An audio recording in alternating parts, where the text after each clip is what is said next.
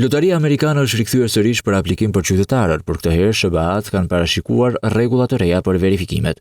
Departamenti Amerikan i Shtetit ka publikuar rregulloren e titulluar Vizat, përmirësimi i verifikimit dhe luftimi i mashtrimit në programin e vizave të emigrantëve të diversitetit. Kjo rregullore pritet të futet në fuqi më 10 prill 2026 përmes masave të rrepta, ku kërkohen të dhëna të detajuara në formularin e regjistrimit elektronik. Konkretisht, ata që aplikojnë do duhet të bëjnë një skanim të faqeve biografike dhe të nënshkrimit të pasaportës, vendin ose autoritetin që e ka lëshuar dhe datën e skadimit. Kjo masë synon që të shmangen mashtrimet apo aplikimet e dyshimta, duke forcuar verifikimin e identitetit të personit në proces, përballë edhe agjentëve të palishëm.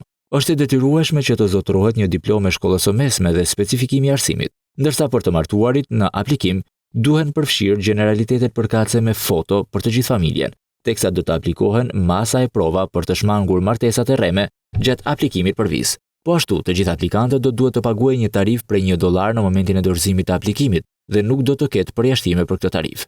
Ndryshime dhe përditësime teknike do të ketë edhe në generalitete ku termi gjini zëvendësohet me seks dhe mosha me datën e lindjes për të përmirësuar saktësinë e mbledhjes së të dhënave. Nëse këto kushte dhe rregulla nuk zbatohen, atëherë kërkesa do të skualifikohet. Ndryshimet e reja publikuar nga Departamenti Amerikan i Shtetit do të fillojnë të zbatohen për lotarinë e vitit 2027 për 50.000 vizat e vëna në dispozicion çdo vit. Lotaria amerikane u pezullua vitin e kaluar nga presidenti Donald Trump pas një sulmi me armë në një universitet ku humbën jetën 2 persona.